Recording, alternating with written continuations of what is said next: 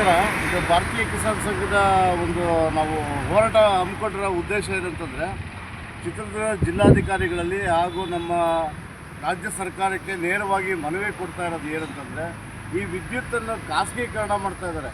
ಖಾಸಗೀಕರಣ ಮಾಡೋದ್ರಿಂದ ಬರೀ ರೈತರಿಗೆ ಒಂದೇ ಅಲ್ಲ, ಸಾಮಾನ್ಯ ನಾಗರಿಕರು, ಪ್ರತಿಯೊಬ್ಬ ವಿದ್ಯುತ್ ಬಳಸುವ ಗ್ರಾಹಕ ಎಲ್ಲ ಬಂಧುಗಳಿಗೂ ತೊಂದರೆ ಆಗುತ್ತೆ.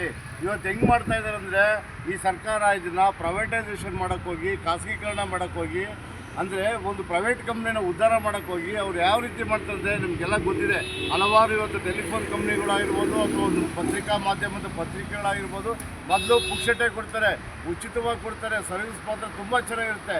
ಕಾಲಕ್ರಮೇಣ ಅದಕ್ಕೆ ಭಯಂಕರವಾದ ಸರ್ವಿಸ್ ಚಾರ್ಜ್ಗಳು, ದರ ನಿಗದಿ ಮಾಡೋದಲ್ಲೇ ಏಕಾಏಕಿ ದರ ಏರುಪೇರು ಮಾಡಿಬಿಟ್ಟು ರೈತರನ್ನ ಸುಳೆ ಬಿಡಿತಾರೆ. ಮತ್ತು ಆಮೇಲೆ ರೈತರನ್ನ ಒಂದು ಅಡಿಯಾಳಾಗಿ ಮಾಡ್ಕೊತಾರೆ. ಅದಲ್ಲದೆ ರೈತರಿಗೆ ಒಂದು ಬೆನ್ನೆಲುಬಾಗಿರ್ತಕ್ಕಂಥ ಪ್ರತಿಯೊಂದು ಸಾಮಾನ್ಯ ನಾಗರಿಕರಾಗುವುದು ಅಥವಾ ವಾಣಿಜ್ಯ ಬಳಕೆದಾರರು, ವಿದ್ಯುತ್ ಬಳಕೆದಾರರು ಎಲ್ಲರನ್ನೂ ಕೂಡ ತಮ್ಮ ಕಪಿ ಬುಷಲ್ಲಿ ಇಟ್ಕೊಂಡು ಆಟ ಆಡಿಸ್ತಾರೆ. ಮೊದಲು ಸಿಹಿ ಕೊಡ್ತಾರೆ, ಅದು ಸಿಹಿ ಹೆಂಗಿರುತ್ತೆ ಅಂದರೆ ಅದರೊಳಗಡೆ ಕಹಿ ಗುಳಿಗೆ ಇರುತ್ತೆ.